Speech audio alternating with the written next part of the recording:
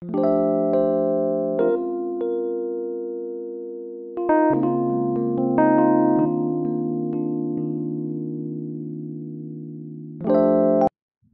पकोड्यासाठी लागणारं साहित्य आहे.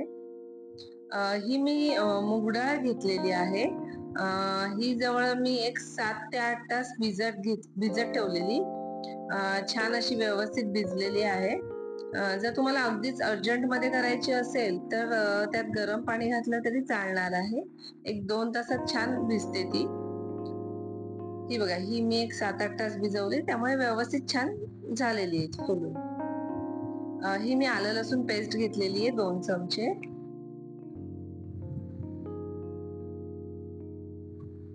हे 2 मीडियम साईजचे कांदे घेतलेले आहेत. 4 ते 5 मी लसूण पाकळ्या घेतलेल्या आहेत. हिंग घेतले, मीठ.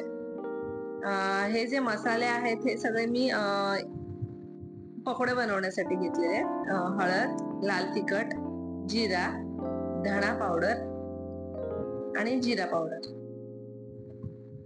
हे आपले झालेत मसाले. आता यासाठी लागणारं सगळ्यात महत्वाचे म्हणजे कढीसाठी लागणारं ताक. हे मी ताक चांगलं घुसळून घेतलेलं आहे. यात अजिबात मी लम्स ठेवलेले नाहीयेत. व्यवस्थित ते घुसळून घेतलेलं आहे. कोथिंबीर आणि कढीपत्ता लागणार आहे. हे मी कढीपत्ता आणि मिरची घेतलेली आहे.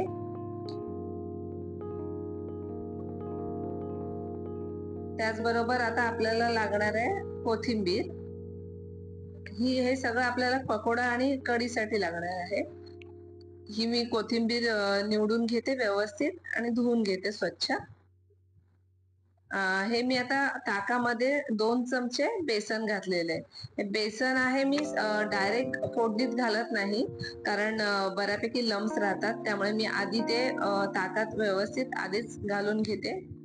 छानपैकी त्याचे लम्स सगळे काढायचे हळूहळू व्यवस्थित. बघा, एकही लम्स राहिलेला नाहीये. व्यवस्थित मी फिरवून घेतलेले आहे छान. मी हिंग पूड पण त्यातच टाकते. मी हे सगळं आधीच टाकते. फोडणी फक्त द्यायची आपल्याला वरून.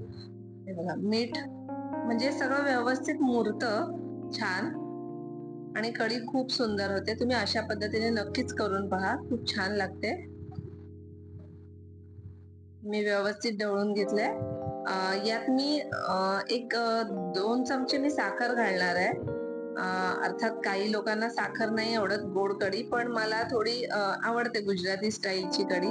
त्यामुळे मी शक्यतो एक 2 ते 3 चमचे मी साखर घालतेच. मी इथे आता 2 चमचे साखर घातलेली आहे. हे बघा, तुम्हाला हवी तशी व्यवस्थित चवीपुरती घालू शकता. पण मिरची टाकणार आहोत, त्यामुळे कढीला एक मस्त गोड आणि तिखटपणा येतो छान. हे आता मी असं साईडला ठेवून देते.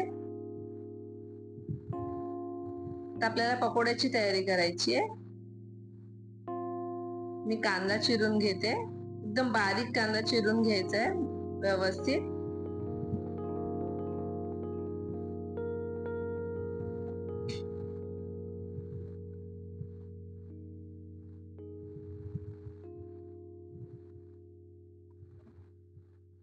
हे बघा, ही मी मूग डाळ आता मिक्सर मध्ये वाटून घेणार आहे. मूग डाळ आणि त्यात बाकी सगळं कोथिंबीर वगैरे सगळं टाकून आपण ती वाटून घेऊया. मी अगदी बारीक करत नाही शक्यतो, कारण पकोडे थोडेसे क्रंची लागले पाहिजेत आणि मूग डाळ थोडीशी अर्धी 2 तुकडे होतील इतकंच तिला मिक्सर मध्ये व्यवस्थित फिरवून घ्यायचंय. कारण का एकदम मला बारीक आवडत नाही पिठासारखी. त्यामुळे मी हलकी हलकी फिरवून घेणार आहे मिक्सरला. ही मी कोथिंबीर टाकलेली आहे. एक छोटी वाटी कोथिंबीर घेतलेली आहे. हे मी एक 3 ते 4 मिरच्या टाकते. कमी तिखट हवं असल्यास 2 मिरच्या घेतल्या तरी चालणार आहे. आता हे मी चांगलं मिक्सर मध्ये फिरवून घेणार आहे. त्याच्या आधी त्यात 2 चमचे जिरं टाकणार आहे. जिरं आणि मीठ. एक चवीपुरती मीठ टाकूया. आता हे मिक्सरला मी वाटून घेते.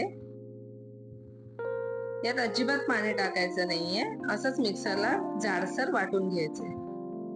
हे बघा, मी एक साधारण अशा पद्धतीने जाडसर वाटलेलं आहे, अगदीच बारीक केलेलं नाहीये. अशा प्रकारे मी थोडं जाडसरच वाटून घेतलंय. हे बघा, असं हे छान लागते. पकोडे पण क्रंची होतात, छान होतात. आता हे मी मिश्रण सगळं एका वाटीत काढून घेते, एका बाउलमध्ये. हे बघा, आता यात आपण बाकीचे मसाले ऍड करूया. ही एक छोटा चमचा मी हळद घेतलेली आहे, थोडस हिंग, चिमूटभर हिंग टाकलंय. हे लाल तिखट ऑप्शनल आहे, आपण हिरव्या मिरच्या टाकल्यात, त्यामुळे कोणाला कमी तिखट हवं असेल तर पण थोडीशी मसाल्याची लाल तिखटची छान चव येते, म्हणून मी एक चिमूटभर म्हणजे एक छोटा चमचा मी लाल तिखट घेतलंय. हे ऑप्शनल आहे, तुम्ही नाही टाकलं तरी चालेल. धणा पावडर एक छोटा चमचा, छोटा चमचा जिरा पावडर,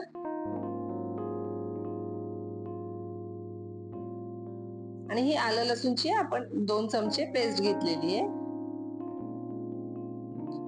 आलं लसूण डायरेक्ट वाटलं तरी चालेल वाटणामध्ये, नाहीतर मग अशी पेस्ट टाकली तरी चालणार आहे. हे मी 2 मगाशी जे छोटे बारीक कांदे कापून घेतलेले ते यात टाकते. कढीपत्ता आहे, मी असा बारीक हाताने चुरून टाकते, म्हणजे व्यवस्थित त्याच्या मध्ये मध्ये जे पकोड्यांमध्ये खाताना लागतो तो छान वाटतो.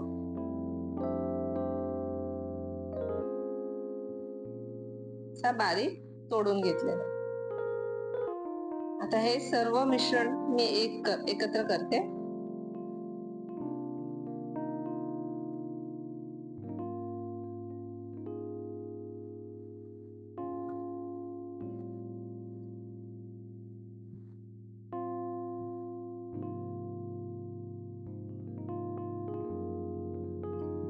हे आता आपलं पकोड्यासाठी तयार आहे मिश्रण.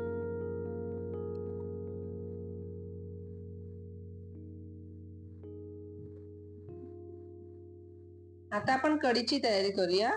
कढीसाठी आपल्याला पहिले स्टीलचं मी पातेलं घेते. स्टीलचं पातेलं शक्यतो घ्यावं कढीसाठी. एक 2 ते 3 चमचे मी तेल घालते. स्टीलच्या पातेल्यात ना कढी करावी ताकाची. तेल चांगलं कडकडलं की मग आपण फोडणी देऊया वरून.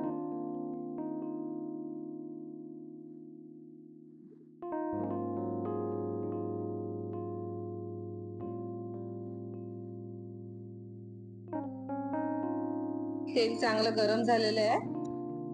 आता आपण याच्यात 2 छोटे चमचे राई टाकूया, कढीपत्ता, लसूण पाकळ्या, लसूण मी बारीक कापून घेतलेले आहे, आणि गॅस फ्लेम थोडा बारीकच ठेवा, नाहीतर फोडणी जळून जाते. हे बघा, शक्यतो लसूण थोडस हलकं ब्राऊन होईपर्यंत ते परतवून घ्यायचं, म्हणजे कच्च पण नाही लागत आणि लसणाची जी कच्ची चव येते ती पण नाही लागत. व्यवस्थित ब्राऊन होईपर्यंत परतवावं.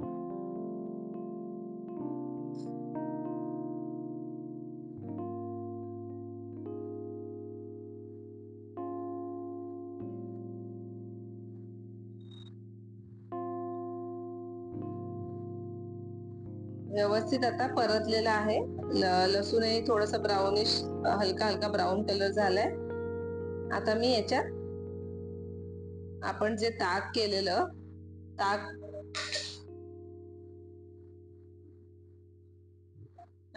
यात हळद टाकायची राहिली आपली. एक 2 छोटे चमचे मी हळद टाकते, आणि मग वरून ताक ओतूया त्याच्यात. हे बघा, आता ताक चांगलं मुरलंय, त्याच्यामध्ये सगळं बेसन आणि साखर मीठ वगैरे एकदम छान मुरलंय, त्यामुळे ताकही व्यवस्थित एकदम छान झालंय, आणि बेसनमुळे ताकाला एक छान घट्टसर प्रकार येतो. तर एक कढी पण एकदम मस्त घट्ट होणार बघा.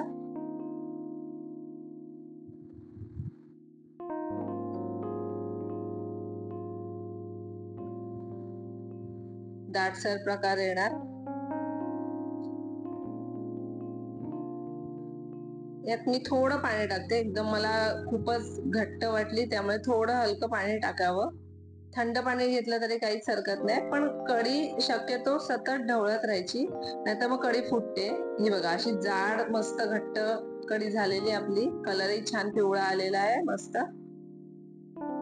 कढी एकदम जाडसरच असावी, एकदम पातळ छान नाही लागत पकोड्यांची. आपण जी भातावर घेतो ती थोडी पातळ असली तरी चालेल. बेसन थोडी कमी घालायचं त्याच्यात. आता हे मी मिरचीची वरून फोडणी देते, कारण का काय एकदम मिरची आधीच टाकली तर ताक एकदम तिखट होतं आणि मग त्याला तिखट तिखट म्हणजे तिखट जास्त लागते. कारण का कसं आहे, आपण ती जास्त ताक कढवतो त्यामुळे ते तिखटपणा लागतो. अति तिखट होऊ नये, गोडसर थोडंसं राहावं म्हणून वरून आपण मिरचीची फोडणी देणार आहोत. आता ही व्यवस्थित आपली कढी तयार आहे. आता पकोड्यांची तयारी करूया. हे मी एक कढई घेतलेली आहे पकोड्यांसाठी. त्यात मी एक पकोडे डीप होतील इतकं तेल घ्यायचं.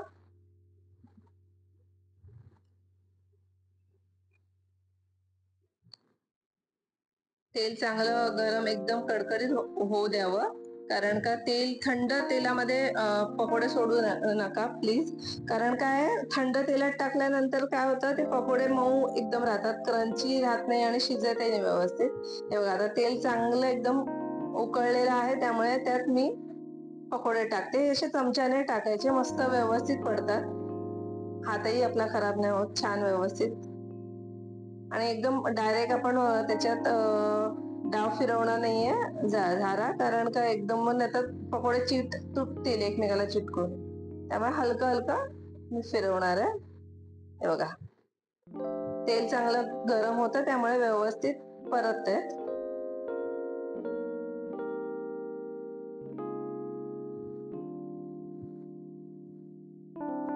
आणि फ्लेम मीडियम असावा एकदम, पण नंतर फास्ट नाही. खूप फास्ट केलं तर आतून कच्चे राहतात पकोडे. व्यवस्थित असे परतवून घ्यायचे.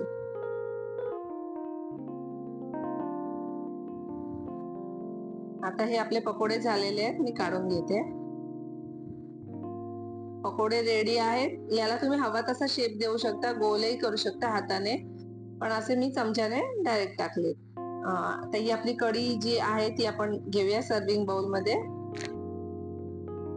मस्त यम्मी कढी, एकदम दाटसर बघा, तिचा थिकनेस खूप छान आलेला आहे, एकदम मस्त, आणि अजिबात फुटलेली नाहीये कढी. मस्त आणि छान एकदम वाफ येते, छान मस्त झालीये. गरम गरम असताना कढीमध्ये पकोडे टाकावेत. एकदम मी पकोडे टाकत नाही, कारण मग ते मऊ होतात. त्यामुळे जेव्हा आपण खाणार तेव्हाच ते कढीमध्ये टाकावे आणि मग ते खावेत. एकदम यम्मी आणि मस्त झालेत. आणि मग क्रंचीनेस पण आपण राहतो, मऊ होत नाहीत कढीमध्ये, लगेच खायला घेतले तर. हे बघा कढीमध्ये शक्यतो टाकून ठेवू नका. वाव सुंदर असे पकोडे झालेले आहेत, एकदम टेस्टी.